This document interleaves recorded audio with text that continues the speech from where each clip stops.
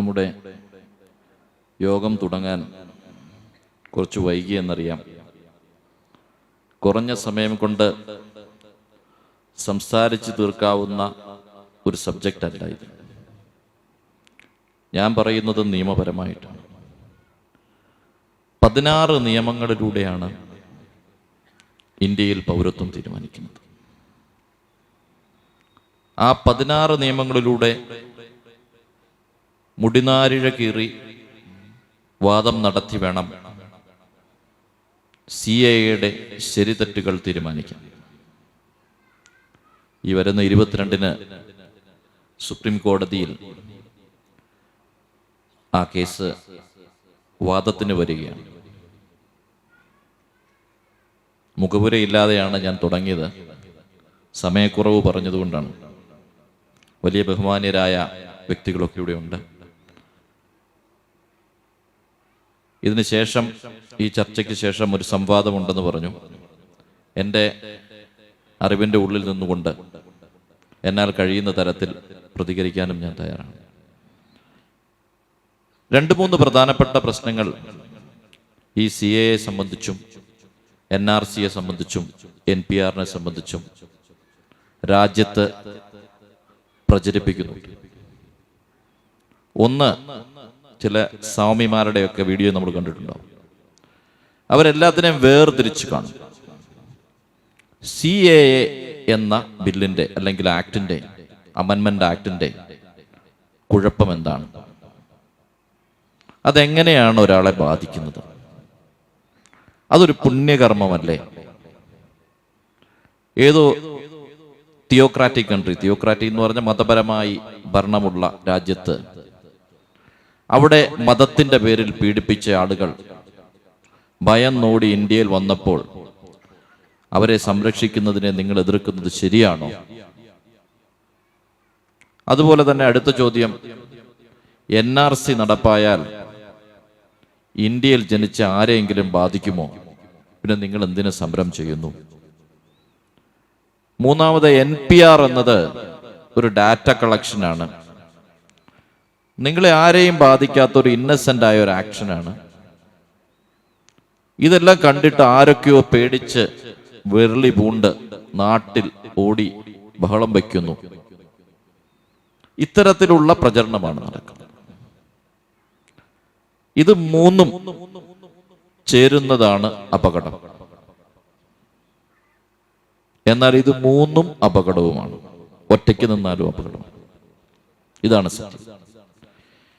Citizenship അമെൻമെന്റ് act 2019 supreme കോടതിയിൽ challenge ചെയ്തിരിക്കുന്നതിന്റെ reason ഭരണഘടനയുടെ അടിസ്ഥാന തത്വത്തിലുള്ള ഒരു അറ്റാക്കാണ് എന്നതുകൊണ്ടാണ്. ഡിസ്ക്രിമിനേഷൻ ഉള്ളതുകൊണ്ടാണ്. ഈ നിയമത്തിലൂടെ ഈ രാജ്യത്തുള്ള അഭയാർത്ഥികളെ, മൈഗ്രൻസിനെ, കുടിയേറ്റക്കാരെ ക്ലാസിഫൈ ചെയ്യുകയാണ് ചെയ്തിരിക്കുന്നത്. മൈഗ്രൻസ് എന്ന വാക്ക് നമ്മൾ കേൾക്കുമ്പോൾ അതൊരു നാഷണൽ അഫെയർ അല്ല. മൈഗ്രൻസ് എന്ന വാക്ക്, അല്ലെങ്കിൽ കുടിയേറ്റക്കാരെന്ന വാക്ക് ഒരു നാഷണൽ അഫെയർ അല്ല. ഒരു രാജ്യത്ത് മാത്രം ഒതുങ്ങുന്ന ഒരു പ്രശ്നമല്ല. മറ്റൊരു രാജ്യത്ത് നിന്നും വേറൊരു രാജ്യത്തേക്ക് പലായനം ചെയ്തു വരുന്ന ആളുകളാണ് കുടിയേറ്റക്കാർ. അതുകൊണ്ട് തന്നെ ഈ സബ്ജക്റ്റ് UN ഉൾപ്പെടെയുള്ള ഇന്റർനാഷണൽ ബോഡീസിലാണ് ഇതിനെ സംബന്ധിച്ചിട്ടുള്ള ചർച്ചകൾ നടക്കുന്നതും അത് സംബന്ധിച്ചിട്ടുള്ള ഡിക്ലറേഷൻസ്, പ്രോട്ടോകോൾസ്, കൺവെൻഷൻസ് ഇതെല്ലാം നടക്കും. നമ്മുടെ ഇന്ത്യയുടെ പ്രധാനമന്ത്രിക്ക് ഒരു പ്രത്യേകതയുണ്ട്. 2014 ശേഷം ലോകത്ത് നടന്ന എല്ലാ കൺവെൻഷനിലും അദ്ദേഹം അറ്റൻഡ് ചെയ്തിട്ടുണ്ട്. 10 ലക്ഷം രൂപയുടെ വേഷമൊക്കെ ഇട്ട് എല്ലാ സ്ഥലത്തും മാന്യമായി സമയത്തെത്തി എല്ലാ കൺവെൻഷനിലും ഒപ്പിടും. ആ സൈൻ ചെയ്യുന്നതിൻ്റെ എല്ലാ ഫോട്ടോസ് പിറ്റേന്ന് ലോകത്തെ എല്ലാ പത്രങ്ങളിലും വരും. ഇന്റർനാഷണൽ മീഡിയാസിലൊക്കെ വന്നു എന്ന് ഉറപ്പാക്കും. അങ്ങനെ ഇദ്ദേഹം 2014 ഇന്ത്യയുടെ പ്രധാനമന്ത്രിയായതിനു ശേഷം 2016 ന്യൂയോർക്കിൽ ഒരു convention, UN convention for migrants and refugees at New York. ആ കൺവെൻഷനിൽ അദ്ദേഹം സൈൻ ചെയ്തിട്ടുണ്ട്. 193 രാജ്യങ്ങൾ സൈൻ ചെയ്തിട്ടുണ്ട്. ആ കൺവെൻഷനിൽ വെച്ച് കുടിയേറ്റക്കാരൻ ആരാണെന്നും അസൈലം സീക്കർ ആരാണെന്നും റെഫ്യൂജി ആരാണെന്നും തീരുമാനിച്ചു. കുടിയേറ്റക്കാരൻ എന്നാൽ മൈഗ്രന്റ് എന്ന വാക്കാണ്. ആ കൺവെൻഷനിൽ പറഞ്ഞു, ലോകത്ത് 244 മില്യൺ കുടിയേറ്റക്കാരുണ്ട്. ആ കുടിയേറ്റക്കാരിൽ 5 മില്യൺ ആളുകൾ അസൈലം സീക്കേഴ്സ് ആണ്. അതിൽ 65 മില്യൺ ആളുകൾ റെഫ്യൂജീസ് ആണ്. റെഫ്യൂജി എന്ന് പറഞ്ഞാൽ അഭയാർത്ഥി. എന്നിട്ട് ആരാണ് കുടിയേറ്റക്കാരെന്ന് ഡിഫൈൻ ചെയ്തു. UN ഡിക്ലറേഷൻ പറയുന്നു, കുടിയേറ്റക്കാരൻ എന്ന് പറഞ്ഞാൽ പുതിയ മേച്ചിൽപ്പുറങ്ങൾ തേടി നല്ല സ്ഥലങ്ങളിൽ നല്ല ഉദ്യോഗം കിട്ടുന്നതിനും നല്ല തൊഴിൽ ലഭിക്കുന്നതിനും നല്ല ആദായവും വരുമാനവും ലഭിക്കുന്നതിനും വേണ്ടി ഒരു രാജ്യത്തു നിന്നും മറ്റൊരു രാജ്യത്തേക്ക് പോകുന്ന ആളുകളാണ് കുടിയേറ്റക്കാർ. ഇന്ത്യൻ ബാക്ക്ഗ്രൗണ്ടിൽ അതാരാന്ന് ഞാൻ പറയാം. ഇന്ത്യൻ ബാക്ക്ഗ്രൗണ്ടിലും നമുക്ക് അങ്ങനെ വരുന്ന ആളുകൾ, ബംഗ്ലാദേശിൽ നിന്നും കുടിയേറ്റി വന്ന ആളുകൾക്ക് കൂടുതലും അത് തന്നെയാണ്. അസൈലം സീക്കർ എന്ന് പറഞ്ഞാൽ നമുക്ക് ഏറ്റവും അറിയപ്പെടുന്ന ഒരു അസൈലം സീക്കർ ഉണ്ട്, വിജയ് മല്യ. വിജയ് മല്യ ഇന്ത്യയിൽ നിന്നും ഇംഗ്ലണ്ടിൽ പോയി പൊളിറ്റിക്കൽ പെർസിക്യൂഷൻ എനിക്കിവിടെ നടക്കുന്നു എന്ന് പറഞ്ഞ് അവിടെ ചെന്നു. അവിടെ ചെന്ന് കഴിഞ്ഞപ്പോൾ അദ്ദേഹത്തെ അത് പൊളിറ്റിക്കൽ പെർസിക്യൂഷൻ ഉണ്ടോ എന്ന് കോടതികൾ പരിശോധിക്കുന്നു. ഉണ്ടെന്ന് കണ്ടെത്തിയാൽ അദ്ദേഹത്തെ റെഫ്യൂജി ആയിട്ട് ഡിക്ലെയർ ചെയ്യും. റെഫ്യൂജി എന്നാൽ അഭയാർത്ഥി.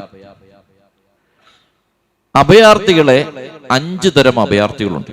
ഇത് ഞാൻ പറഞ്ഞതല്ല, UN ഡിക്ലറേഷൻ പറയുന്നതാണ്. 2016 ന്യൂയോർക്ക് ഡിക്ലറേഷൻ.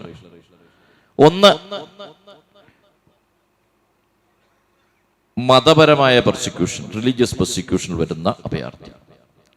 2, രാഷ്ട്രീയമായ പീഡനം തന്ന ആളുകൾ, പൊളിറ്റിക്കൽ പെർസിക്യൂഷൻ. 3, ലിംഗ്വിസ്റ്റിക് പെർസിക്യൂഷൻ, അതായത് ഭാഷാപരമായ പീഡനമുള്ള ആളുകൾ. 4, യുദ്ധം കൊണ്ട് ഒടിച്ചോടി പോകേണ്ട ആളുകൾ. 5, നാച്ചുറൽ കലാമിറ്റീസ് കൊണ്ട്, ഫ്ലഡ്, ഡ്രൗട്ട് തുടങ്ങിയ കാര്യങ്ങൾ കൊണ്ട് ഓടി രക്ഷപ്പെടേണ്ട ആളുകൾ. ഇവരാണ് റെഫ്യൂജീസ്. ഈ റെഫ്യൂജീസിനെ നിങ്ങൾക്ക് ക്ലാസിഫൈ ചെയ്യാം. 5 തരത്തിലുള്ള റെഫ്യൂജി ആരൊക്കെയാണെന്ന് കണ്ടെത്താം. എന്നാൽ 5 തരം ആളുകളെയും നിങ്ങൾ ഒരുപോലെ കാണണമെന്നാണ് ഡിക്ലറേഷൻ പറഞ്ഞിരിക്കുന്നത്. എന്നിട്ട് സ്പെസിഫിക് ആയിട്ട് പറഞ്ഞു, കുടിയേറ്റക്കാരെ നിങ്ങൾക്ക് ക്ലാസിഫൈ ചെയ്യാൻ പറ്റില്ല, മൈഗ്രന്റിനെ നിങ്ങൾക്ക് ക്ലാസിഫൈ ചെയ്യാൻ പറ്റില്ല എന്നാണ് പറഞ്ഞത്. ആ ഡിക്ലറേഷനിൽ ഒപ്പിട്ട് വന്നിട്ട് 2016 ജൂലൈ മാസത്തില് ഈ ബില്ല് പാസ്സാക്കാൻ ഒരു ശ്രമം നടത്തി. ഈ ബില്ല് ഇങ്ങനെയാണ്: പാകിസ്ഥാൻ, അഫ്ഗാനിസ്ഥാൻ, ബംഗ്ലാദേശ് 3 രാജ്യങ്ങളിൽ നിന്നും ഇന്ത്യയിലേക്ക് വന്ന 6 മതസ്ഥരായ ആളുകൾ, ഹിന്ദു, പാഴ്സി, സിഖ്, ജൈനൻ, ബുദ്ധിസ്റ്റ്, ക്രിസ്ത്യൻ, ഈ 6 മതത്തിൽപ്പെട്ട ആളുകൾ 31/12/2014 മുമ്പ് ഇന്ത്യയിൽ വന്നിട്ടുണ്ടെങ്കിൽ അവരെ ഒരു കാര്യം കൂടെ പറഞ്ഞു, അവരെ passport entry into India act പ്രകാരമോ ഫോറിനേഴ്സ് ആക്ട് പ്രകാരമോ എക്സംപ്റ്റ് ചെയ്തിട്ടുണ്ടെങ്കിൽ അവര് അനധികൃത കുടിയേറ്റക്കാരല്ല എന്നാണ് അമെൻമെന്റ്. ഇനി 3 രാജ്യങ്ങളെ അവർ സെലക്ട് ചെയ്തു. അതിൽ 2 രാജ്യങ്ങളെ നമുക്ക് എടുക്കാം, പാകിസ്ഥാൻ, ബംഗ്ലാദേശ്. ഈ 2 രാജ്യങ്ങൾ 1947 ഓഗസ്റ്റ് മാസം 13-ാം തീയതി ഇന്ത്യയുടെ ഭാഗമായിരുന്നു. ഇന്ത്യ, പാകിസ്ഥാൻ, ബംഗ്ലാദേശ് എന്ന 3 രാജ്യങ്ങൾ ഈ ഡേറ്റിൽ ഇന്ത്യ ആയിരുന്നു. ഇന്ത്യ വിഭജിക്കുമ്പോൾ ഒരു റാൻഡം ഓട്ടമാണ് നടന്നത്. കുറെ ആളുകൾ പാകിസ്ഥാനിലേക്ക് പോയി, കുറെ ആളുകൾ ബംഗ്ലാദേശിലേക്ക് പോയി, അവിടെ നിന്ന് ഇങ്ങോട്ടോടി അങ്ങോട്ടോടി. ആളുകൾ ഓരോ സ്ഥലത്ത് വന്ന് നിന്നു. എന്നിട്ടൊരു കട്ട് ഓഫ് ഡേറ്റ് വെച്ചു, 1948 ജൂലൈ മാസം 19-ാം തീയതി. ഈ ഡേറ്റിനകത്ത് ഇന്ത്യയിൽ വന്ന ആളുകൾ ആരാണ്, ഇന്ത്യയിലുള്ള ആളുകൾ ആരാണ്, അവരൊക്കെ ഇന്ത്യൻ പൗരന്മാർ. ഈ ഡേറ്റിന് മുമ്പ് ഇന്ത്യയിൽ എത്താത്ത ആളുകൾ ഇന്ത്യൻ പൗരന്മാരല്ല. അതിനുശേഷം വീണ്ടും ഒരു ലിവറേജ് കൊടുത്തു. ഇന്ത്യൻ ഭരണഘടന വന്ന ഡേറ്റ് അത് 26/1/1950. ഈ ഡേറ്റിനകത്ത് വന്നാലും ഇന്ത്യയിൽ രജിസ്റ്റർ ചെയ്തിട്ടുണ്ടെങ്കിൽ ഇന്ത്യൻ പൗരന്മാർ. ഇനി പറയുന്നത്, അതിനുശേഷം ആരെങ്കിലും ഇന്ത്യയിൽ വന്നിട്ടുണ്ടെങ്കിൽ അവരെ എന്ത് ചെയ്യണം? അതാണ് ഇവിടുത്തെ പ്രശ്നം. ആസാമിനെ നമുക്ക് സെപ്പറേറ്റ് ആയിട്ട് കാണാം, അത് ഞാൻ പിന്നെ പറയാം. ഇന്ത്യയിൽ അതിനുശേഷം ഏതെങ്കിലും രാജ്യത്തുനിന്നും മൈഗ്രേറ്റ് ചെയ്ത് ആരെങ്കിലും വന്നിട്ടുണ്ടെങ്കിൽ അവർക്ക് ഇന്ത്യൻ പൗരത്വം ലഭിക്കണമെങ്കിൽ അവർ അധികൃത കുടിയേറ്റക്കാരനായിരിക്കണം. അനധികൃത കുടിയേറ്റക്കാരാകാൻ പാടില്ല.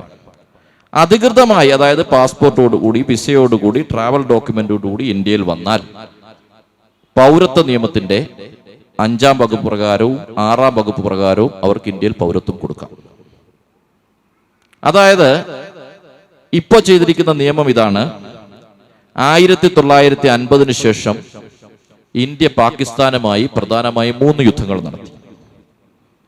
1 65-ലെ യുദ്ധം, 2 71-ലെ യുദ്ധം, പിന്നെ നമുക്ക് കാർഗിൽ യുദ്ധത്തിനെ ഒരു യുദ്ധമായി കാണാം. ഇപ്പൊ കഴിഞ്ഞിടയ്ക്ക് പൊട്ടിച്ചൊന്നും യുദ്ധമല്ല, അതിനൊന്നും യുദ്ധമായിട്ട് കാണാനില്ല. ഈ 3 യുദ്ധങ്ങളിലും പാകിസ്ഥാനോടൊപ്പം നിന്ന് ഇന്ത്യക്കെതിരെ യുദ്ധം ചെയ്തിട്ടുള്ള ആളുകൾക്ക് വേണമെങ്കിലും അവരുടെ ജാതി തിരിച്ച് ഇന്ത്യൻ പൗരത്വം കൊടുക്കും. ജാതി ഈ പറഞ്ഞതാണെങ്കിൽ ഇന്ത്യൻ പൗരത്വം കിട്ടും. 1951-ൽ ഇന്ത്യയിൽ പ്രവേശിച്ച് 3 യുദ്ധങ്ങളിലും ഇന്ത്യക്ക് വേണ്ടി പങ്കെടുത്ത് പാകിസ്ഥാനെതിരെ പോരാടിയ മുസ്ലിമായ ഒരാൾക്ക് ഇന്ത്യൻ പൗരത്വം കിട്ടില്ല.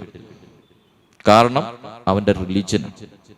അങ്ങനെ കിട്ടാത്ത ആളുണ്ട് ആസാമിൽ, സനാവുള്ള. അദ്ദേഹം കാർഗിൽ യുദ്ധത്തിലും യുദ്ധം ചെയ്ത ആളാണ്, 71-ലും യുദ്ധം ചെയ്ത ആളാണ്.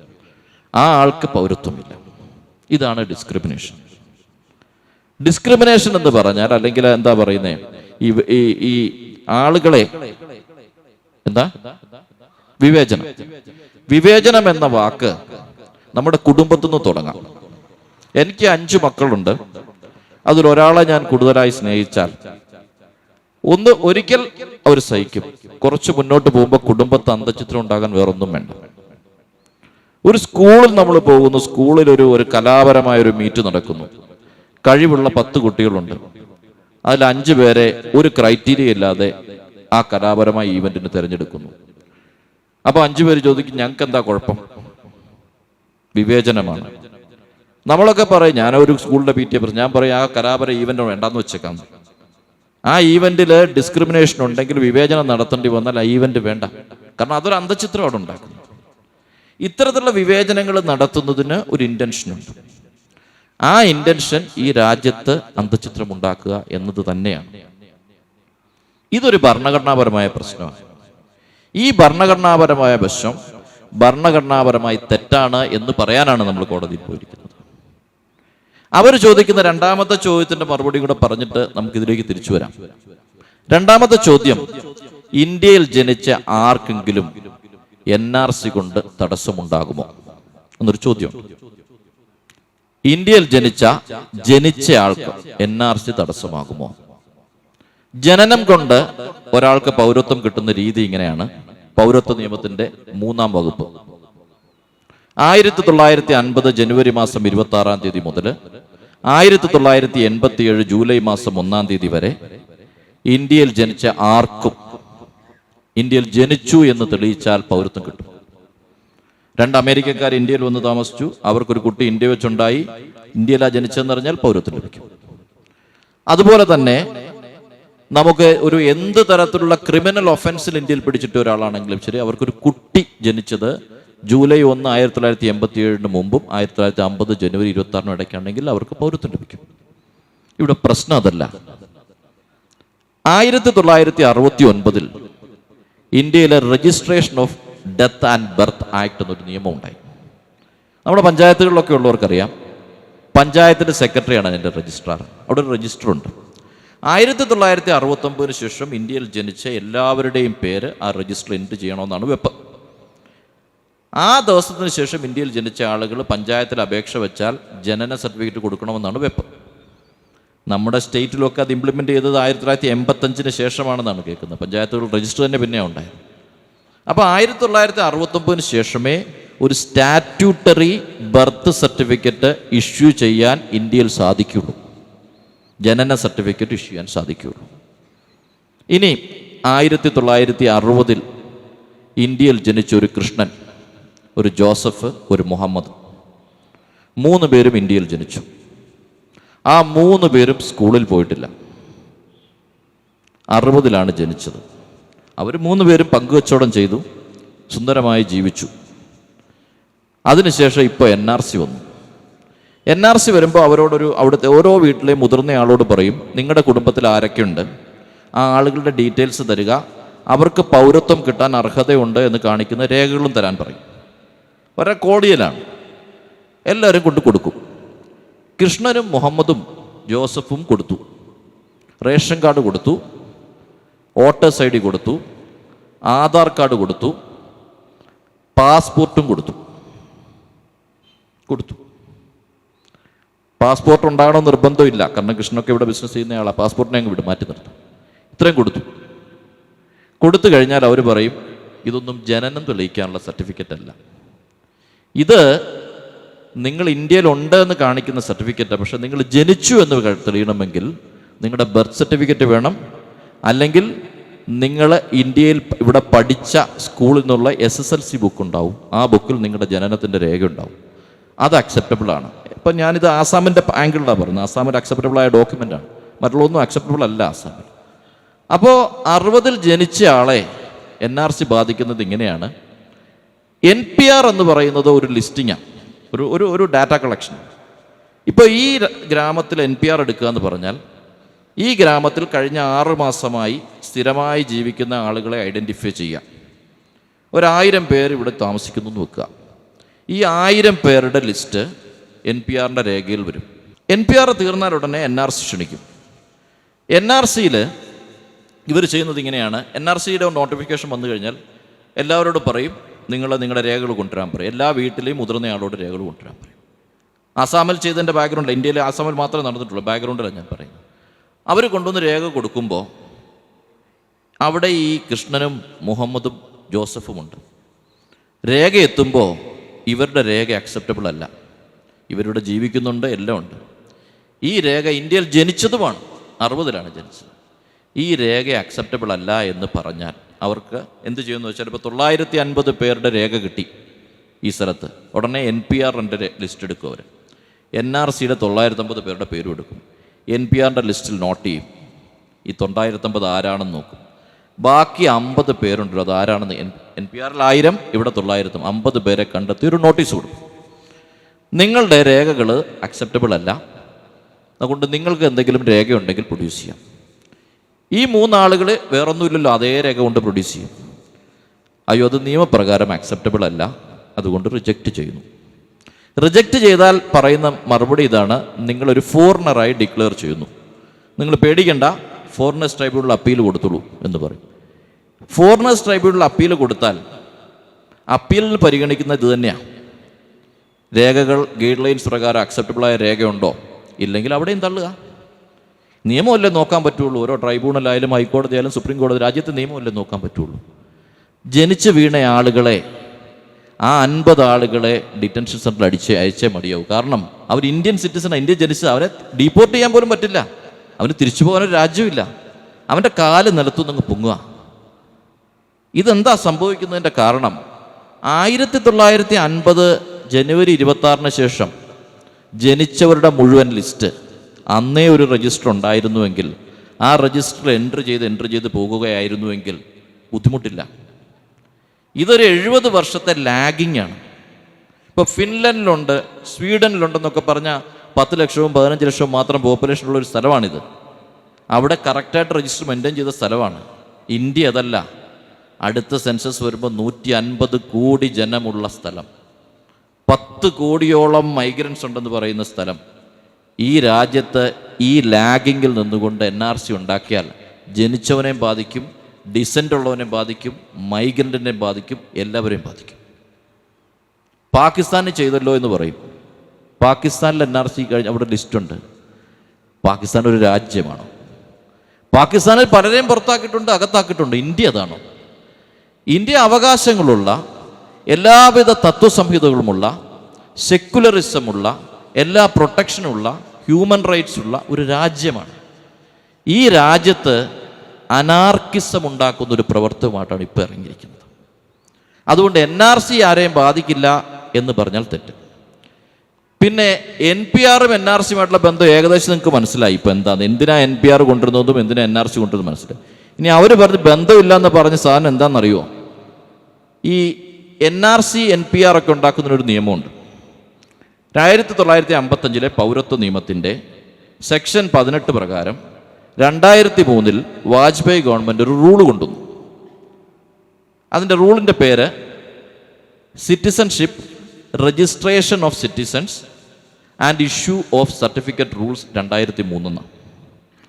ആ റൂളിൻ്റെ റൂൾ 3 അതിൻ്റെ ഹെഡിങ് ഇതാണ്: national register of Indian citizens. അതിന് 5 സബ് റൂളുണ്ട്. 3-ന് 5 സബ് റൂളുണ്ട്. ആദ്യത്തെ സബ് റൂൾ തന്നെ പറയുന്നത് ഇന്ത്യക്കൊരു രജിസ്റ്റർ ഉണ്ടാകണം. രണ്ടാമത്തെ സബ് റൂൾ പറയുന്നത് രജിസ്റ്റർ ലോക്കൽ ലെവലിലും ജില്ലാതലത്തിലും സ്റ്റേറ്റ് തലത്തിലും നാഷണൽ തലത്തിലും ഉണ്ടാകണം. മൂന്നാമത്തെ സബ് റൂൾ പറയുന്നത് അതിൽ ഇന്നയിടത്ത് ഓഫീസർമാരെ അപ്പോയിൻറ്റ് ചെയ്യണം. 4ാമത്തെ സബ് റൂൾ രാജ്യത്ത് ഒരു പോപ്പുലേഷൻ രജിസ്റ്റർ ഉണ്ടാകണം. 5ാമത്തെ സബ് റൂള് പോപ്പുലേഷൻ രജിസ്റ്ററിലെ കണക്കുകളുമായി ഒത്തുനോക്കണം. ഇതാണ് ഇതുമായി ഒരു ബന്ധവുമില്ല എന്ന് ഇന്ത്യയുടെ ആഭ്യന്തരമന്ത്രി വിളിച്ചു പറയുന്നത്. ഇതൊരു ഫാസിസ്റ്റ് സ്വഭാവമാണ്. ഈ നിയമം ഉണ്ടെന്നവർക്കറിയാം, നിയമം ഇല്ലെന്നവർ പറയുക. ഇനി ഞാൻ ആ മൈഗ്രൻറ്റിൻ്റെ ക്വസ്റ്റിലേക്ക് ഞാൻ വരാം. ഞാൻ ആസാമിൽ വിസിറ്റ് ചെയ്തതാണ്. ആസാമിൽ ഈ ആളുകൾ വന്നത് എങ്ങനെയാണെന്നറിയോ? ആസാമിലേക്ക് ഒരുപാട് ആളുകൾ ബംഗ്ലാദേശിൽ നിന്ന് വന്നതിൻ്റെ കാരണം, ആസാമിൽ 1966 മുതൽ 1971 മുതൽ ബംഗ്ലാദേശ് യുദ്ധങ്ങളുണ്ട്. 2 യുദ്ധം, ഇൻഡോ പാക് യുദ്ധമുണ്ട്. യുദ്ധസമയത്ത് യുദ്ധം വന്നു കഴിഞ്ഞാൽ ആളുകൾ പലായനം ചെയ്തു. ഏത് യുദ്ധത്തിനും, അപ്പോൾ സിറിയയിലൊക്കെ കാണുന്നില്ല, യുദ്ധത്തിന് പലായനം നടക്കും. യുദ്ധം മുസ്ലിമും ഹിന്ദുവും തമ്മിലുള്ള യുദ്ധമൊന്നുമല്ല, ഇന്ത്യ പാകിസ്ഥാൻ യുദ്ധമാണ്.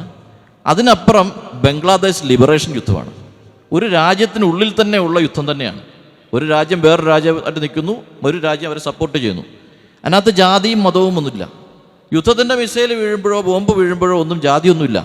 ഒരു നാട്ടിൽ എവിടെയാണോ യുദ്ധത്തിൻ്റെ കലാമിറ്റി ഉണ്ടോയെന്ന് അവിടെ ഉള്ളവരെല്ലാം ഓടി അങ്ങ് രക്ഷപ്പെടും. ജാതിയും മതവും നോക്കാതെ അവർ രക്ഷപ്പെട്ടു. അങ്ങനെ ആസാമിലേക്ക് അവർ വന്നപ്പോൾ, ആസാമിൽ ഒരുമാതിരി നമ്മുടെ കേരളത്തെക്കാർ ജീവിക്കുന്നത് പോലെ മാന്യമായി ജീവിക്കുന്ന ആളുകളാണ് ആസാമിൻ്റെ ഇൻഡിജിനസ് ആളുകൾ, അവിടുത്തെ ലോക്കൽ ആളുകൾ. അവരോരോ ഗ്രാമങ്ങളിൽ ഇങ്ങനെ ജീവിക്കുക. ഗോഹത്തിക്ക് അടുത്തൊരു ഗ്രാമത്തിൽ ഞാൻ പോയപ്പോൾ അവിടെ ഒരു ഗ്രാമത്തിൽ 25,000 പേരുണ്ടെന്ന് വെക്കുക. യുദ്ധസമയത്ത് ആ ഗ്രാമത്തിലേക്ക് ഒരു 15,000 പേര് വന്നങ്ങ് താമസിക്കുക, അങ്ങ് തമ്പടിക്കുക. വേക്കൻ്റായ സ്ഥലത്തെല്ലാം അവർ ടെൻറ്റ് കെട്ടി അവരങ്ങ് താമസം തുടങ്ങുക. അപ്പോൾ അവിടെയുള്ള ആളുകൾക്ക് പതുക്കെ അണ്ടർസ്റ്റായി, ഒരു ഇതുമില്ല. അപ്പോൾ ഗവൺമെൻറ് പറഞ്ഞു, ബംഗ്ലാദേശ് നമുക്ക് വേണ്ടപ്പെട്ട ആളുകളാണ്, നമ്മുടെ ഒരു അലൈ കൺട്രിയാണ്, നമുക്കവരെ ബുദ്ധിമുട്ടിക്കേണ്ട, നമുക്ക് ബംഗ്ലാദേശായിട്ട് സംസാരിച്ച് തീർക്കാം എന്ന് പറഞ്ഞ് ഇവരവിടെ ഒന്ന് താമസിക്കുന്നതിനെ അംഗീകരിച്ചു ഇന്ത്യ ഗവൺമെൻറ്. പക്ഷേ അവിടെ ആൾ പ്രക്ഷോഭം നടത്തി. ഈ പ്രക്ഷോഭം നടത്തിയപ്പോൾ 1985 ഈ പ്രക്ഷോഭം എല്ലാം നടന്നു. മുന്നേ പ്രക്ഷോഭം നമുക്കറിയാം, ആസു എന്ന് പറഞ്ഞ് സ്റ്റുഡൻസ് യൂണിയനും AGP ഒക്കെ പ്രക്ഷോഭം നടത്തിയപ്പോൾ കേന്ദ്ര ഗവൺമെൻറ്റും സ്റ്റേറ്റ് ഗവൺമെൻറ്റും ഈ സംഘടനകളിലും ചേർന്നൊരു എഗ്രിമെൻ്റ് ഉണ്ടാക്കി. ആസാമിലേക്ക് ഒരുപാട് ആളുകൾ ഏതായാലും വന്നു. 1 കോടി ആളുകളൊക്കെ, ആകെ 3.25 കോടിയേ അവിടെ പോപ്പുലേഷൻ ഉള്ളൂ. അതിൽ 1 കോടി ആളുകൾ മൈഗ്രൻസാണ്. ഇങ്ങനെ വന്ന ആളുകളാണ്. എഗ്രിമെൻ്റ് വെച്ചു. നമുക്ക് 1971 മാർച്ച് മാസം 24-ാം തീയതി ഒരു കട്ട് ഓഫ് ഡേറ്റ് വെക്കാം, യുദ്ധത്തിൻ്റെ ഒരു സമയം പീരീഡ് തീർന്ന്. അതുവരെ വന്നവരെ നമുക്ക് ഇന്ത്യൻ പൗരന്മാരാക്കാം. അതിനുശേഷം വന്നവരെ നമുക്ക് പറഞ്ഞു വിട്ടേക്കാം, അല്ലെങ്കിൽ ഡിറ്റൻഷൻ സെൻ്ററിൽ ഉണ്ടാക്കാം. ഇന്ദിരാഗാന്ധി അത് സംസാരിച്ചു. അവസാനം ഇന്ദിരാഗാന്ധിയുടെ മരണശേഷം രാജീവ് ഗാന്ധി ആസാം അക്കോർഡ് എന്നൊരു സിഗ്നേച്ചർ ഇട്ടു. അങ്ങനെ ആസാമിൽ അങ്ങനെ ഒരു സിഗ്നേച്ചറിൻ്റെ അടിസ്ഥാനത്തിൽ ഒരു എഗ്രിമെൻ്റ് ഉണ്ടായി. ആ എഗ്രിമെൻറ്റിൻ്റെ അടിസ്ഥാനത്തിൽ ആസാമിന് മാത്രമായി ഒരു നിയമം, പൗരത്വ നിയമത്തിൽ ഒരു സെക്ഷൻ ആഡ് ചെയ്തു, സെക്ഷൻ 6A. ആസാമിൻ്റെ പൗരത്വവും നമ്മുടെ പൗരത്വവും തമ്മിൽ ഒരു വ്യത്യാസമുണ്ട്. ആസാം കുറച്ചുകൂടി എളുപ്പമാണ്. ആസാമിൽ എങ്ങനെയാണ് നോക്കിയെന്നറിയാമോ? ആസാമിലെ പൗരത്വം നോക്കിയപ്പോൾ ബർത്തിൻ്റെ കിട്ടാൻ ഒരു വഴിയില്ല. ഈ പറഞ്ഞ പ്രശ്നമുണ്ട്, ജനന സർട്ടിഫിക്കറ്റ് കിട്ടാൻ വഴിയില്ല. അപ്പോൾ സുപ്രീം കോടതി ഇടപെട്ടിട്ടാണ് ഇത് നടത്തുന്നത്. സുപ്രീം കോടതി പറഞ്ഞൊരു കാര്യം ചെയ്യാം, നിങ്ങളൊരു ക്രൈറ്റീരിയ കൊണ്ടുപോവാം, അത് വെച്ചിട്ട് നമുക്ക് പൗരത്വം നടത്താം. അപ്പോൾ അന്ന് ഹജേല എന്ന് പറഞ്ഞൊരു ഓഫീസറാണ് ഇത് നടത്തുന്നത്. ഹജേല ഒരു ക്രൈറ്റീരിയ കൊണ്ടുവന്നു. 1971 മാർച്ച് മാസം 23-ാം തീയതിക്ക് മുമ്പ് ആസാമിൽ ആരൊക്കെ ഉണ്ടോ അവരൊക്കെ ഇന്ത്യൻ പൗരന്മാർ.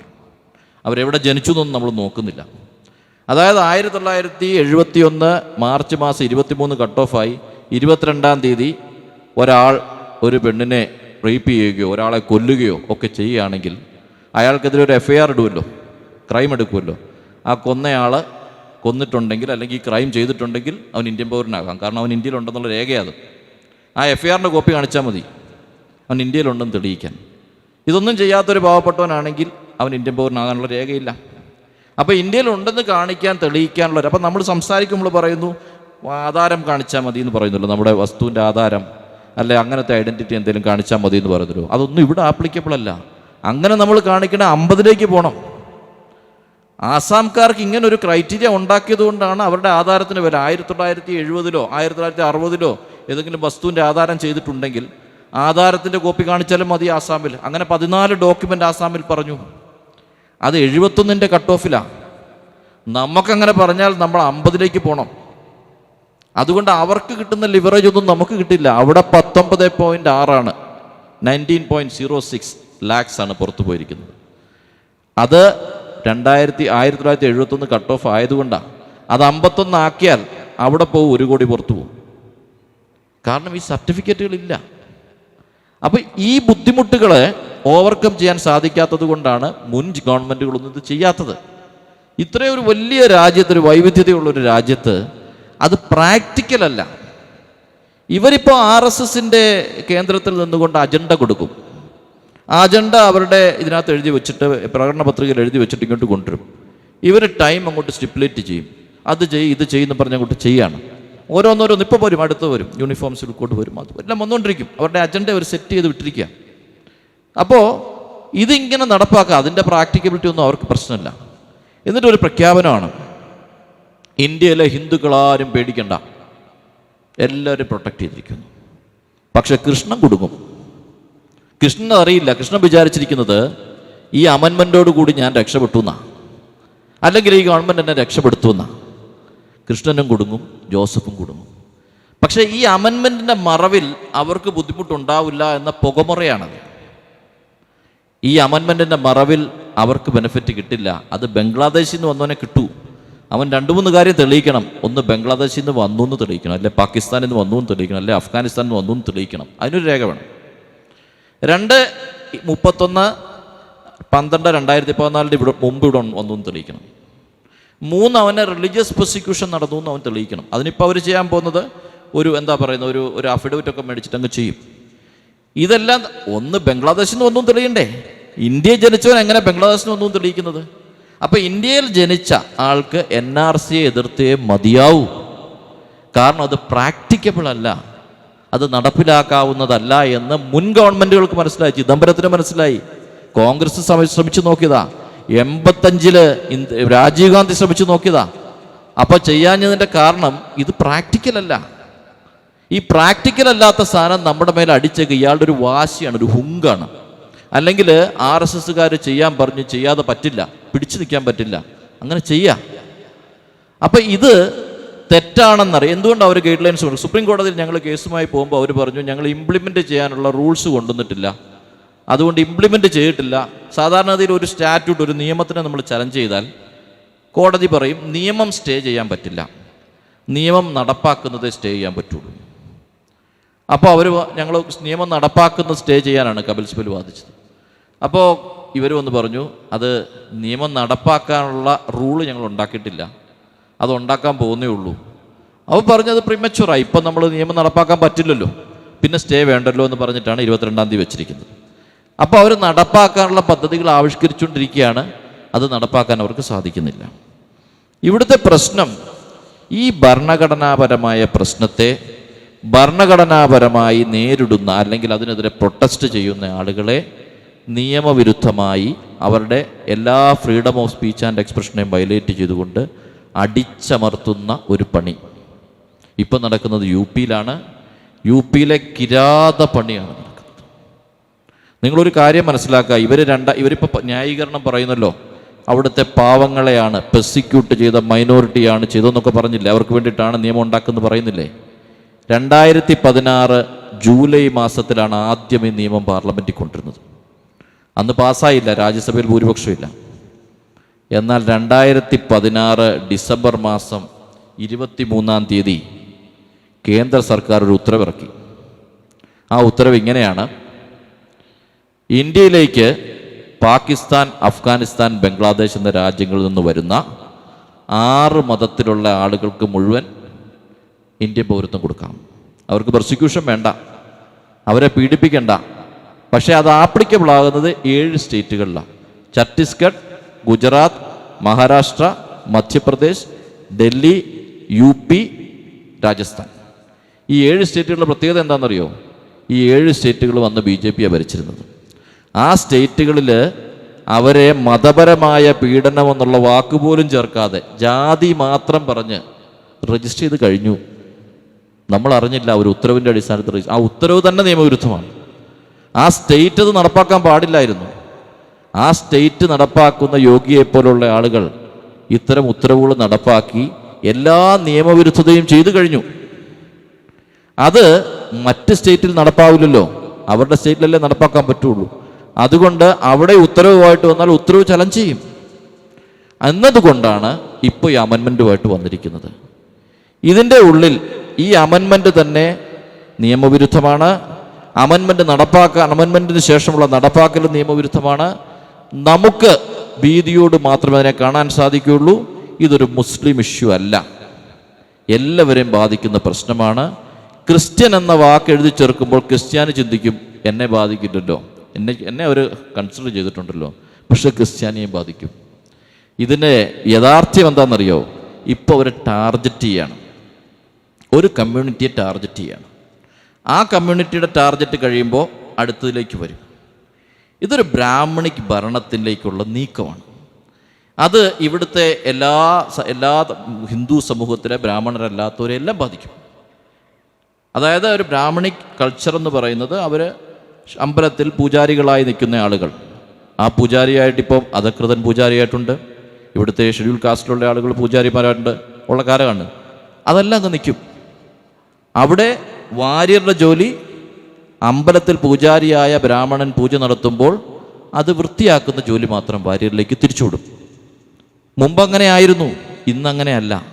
അങ്ങനെ എല്ലാം അവർ തിരിച്ച് അതിലേക്ക് തിരിച്ചു കൊണ്ടുപോവുകയാണ്. നമ്മൾ ഒച്ച വെക്കുമ്പോൾ നമ്മൾ പ്രൊട്ടസ്റ്റ് ചെയ്യുന്നത് നമ്മൾ മാത്രം പേര് പറഞ്ഞതുകൊണ്ടാണ് മുസ്ലിങ്ങൾ പ്രൊട്ടസ്റ്റ് ചെയ്യുന്നത്.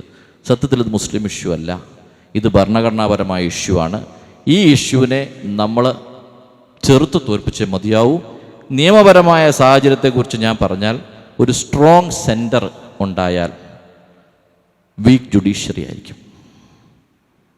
സ്ട്രോങ് സെൻറ്റർ ഉണ്ടായാൽ വീക്ക് ജുഡീഷ്യറി ആയിരിക്കും. ഇന്ന് തുടങ്ങിയതല്ല, 1970കളിലും അങ്ങനെയായിരുന്നു, പല കാലഘട്ടങ്ങളിലും അങ്ങനെയായിരുന്നു, പല രാജ്യങ്ങളിലും അങ്ങനെയായിരുന്നു.